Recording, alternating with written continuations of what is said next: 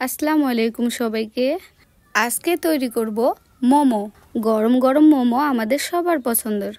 দেখে নেওয়া যাক কিভাবে তৈরি করতে হয়। এখানে আমি 1 কাপ পরিমাণ ময়দা নিয়ে নেব। আমি কিন্তু খুব বেশি পরিমাণে মোমো বানাবো না, সেজন্য 1 কাপ ময়দা নিয়েছি। এখন আমি শুকনো উপকরণগুলো মিশিয়ে নেব। এখানে আমি 1 চামচ নিয়ে নিয়েছি কর্নফ্লাওয়ার। যাদের আছে তারা নেবেন, আর যারা নাই স্কিপ করতে পারেন। পরিমাণ মতন লবণ দিয়েছি। তারপরে এখন আমি সয়াবিন তেল কিছু পরিমাণ দিয়ে মাখিয়ে নিচ্ছি ভালো করে। এখানে সবথেকে ইম্পর্টেন্ট একটা জিনিস হলো গরম পানি ব্যবহার করতে হবে।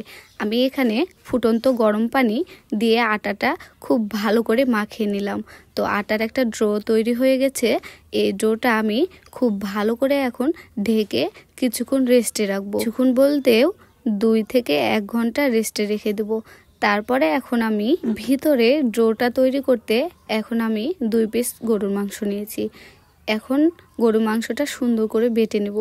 যাদের ব্লেন্ডার আছে তারা ব্লেন্ডার করে নেবেন। আসলে ব্লেন্ডার না থাকায় কাজটা আমার অনেকটা কঠিন হয়ে গেছে, অনেকটা সময় লেগে গেছে। ব্লেন্ডার হলে খুব তাড়াতাড়ি আমার এটা হয়ে যেত, কিন্তু পাটায় বেটে গরুর মাংসটা অনেক কষ্ট। তো যাই হোক, আমি কিন্তু বলেছি আজকে মোমো বানিয়ে ছাড়বো। তো আমি ব্লেন্ডার নাই তো কি হয়েছে, পাটায় বেটে গরুর মাংসটা একদম মিহি করে বেটে নিয়েছি। এখন আমি পেঁয়াজ কুচি করে নিয়েছি, মরিচ কুচি করে নিয়েছি, কিছু পরিমাণ রসুন কুচি করে নিয়েছি। এখন সবগুলো আমি মিক্স করে নেব। তো প্রথমেই পেঁয়াজ কুচিগুলো দিয়ে দিচ্ছি। আমি কিন্তু খুব জিরি করে পেঁয়াজ কেটে নিয়েছি। তারপর মরিচ কুচিও খুব জিরি করে কেটে নিয়েছি। রসুন কুচি দিয়ে এখন একটু আদা রসুন বাটা পরিমাণ মতন লবণ দিয়ে দিয়েছি। এখানেও কিন্তু মাস্ট বি একটা জিনিস ফলো করতে হবে, সেটা হলো গরম তেল। গরম তেল না দিলে কিন্তু মোমোর স্বাদটাই আলাদা হয়ে যাবে। তো আমি মাংসের কিমার মধ্যে এখন গরম তেল দিয়ে নাড়াচাড়া করে নেব, খুব ভালো করে মিক্সড করে নেব গরম তেলটা।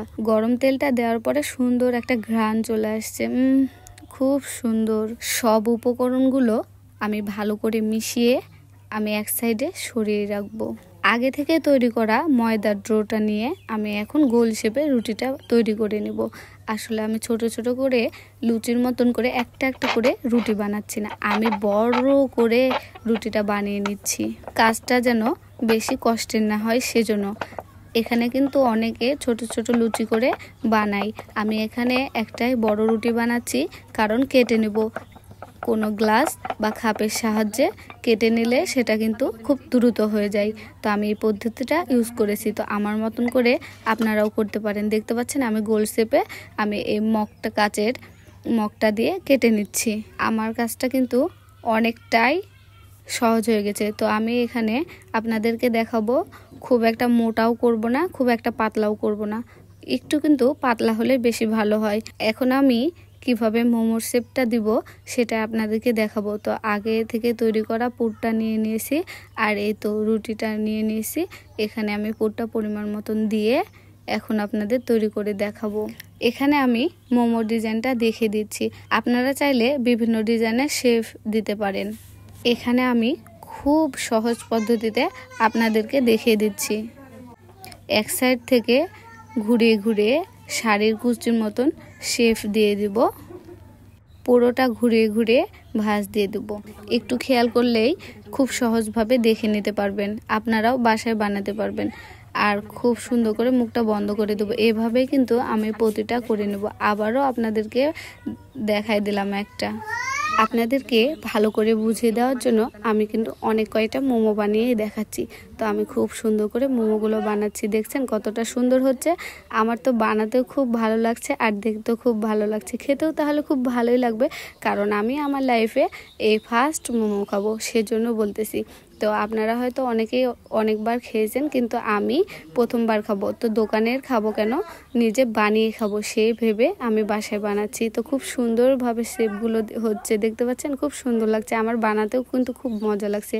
তো আমি মুখটা খুব ভালো করে মেরে দিচ্ছি যেন ফাঁক না হয়ে যায়। তো আমার মোমোগুলো খুব সুন্দর করে বানানো হয়ে আসছে প্রায়। তো আমি আস্তে আস্তে সবগুলো বানিয়ে নিব।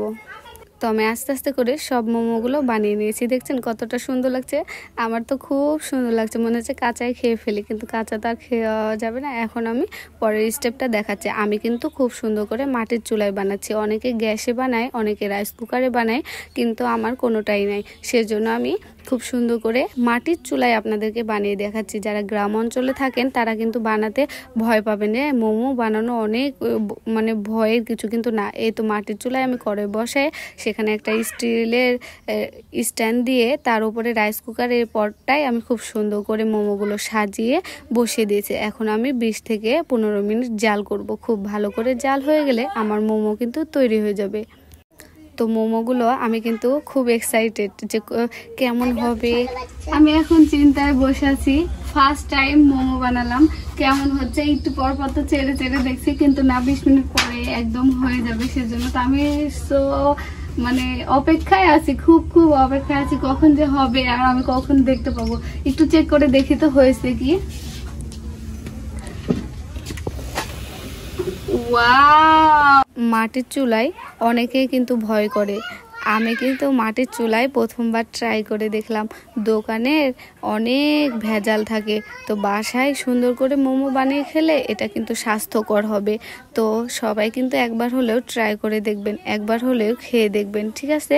তো আমার মোমো বানানো প্রায় হয়ে গেছে। আমি এখন উঠাই দেখব আমার মোমোটা হয়েছে কিনা। তো 15 থেকে 20 মিনিট পরে আমি মোমোটা উঠাই দেখছি আমার মোমোটা খুব সুন্দরভাবে হয়ে গেছে। তো আমি আর আমার মেয়ে খুব এক্সাইটেড, কেমন যে হবে খেতে, কেমন যে লাগবে। তো এখন আমি একটু ডেকোরেশনটা করে নিব।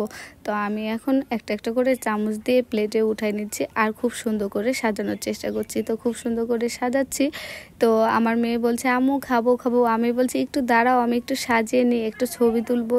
মোমো বানাইছি খুব সুন্দর করে। তো এখানে কিন্তু টমেটো সসটা লাগবেই, মোমোর সাথে টমেটো সস দিয়ে খেতে খুবই মজা লাগে। আর শুধু শুধু মোমো ভালো লাগে না, টমেটো সস দিয়ে মোমোটা খেতে খুব ভালো লাগে। তো এই তো আমার মোমো তো অনেক সুন্দর করে সাজিয়েছি। কেমন লাগছে বন্ধুরা অবশ্যই কিন্তু কমেন্টে জানাবেন। যারা আমার ভিডিওটা দেখছেন এখনও লাইক বা সাবস্ক্রাইব করেনি, অবশ্যই সাবস্ক্রাইব করে আমার চ্যানেলের পাশে থাকবেন। তো আমি মোমোটা আপনাদেরকে দেখাই কেমন হয়েছে।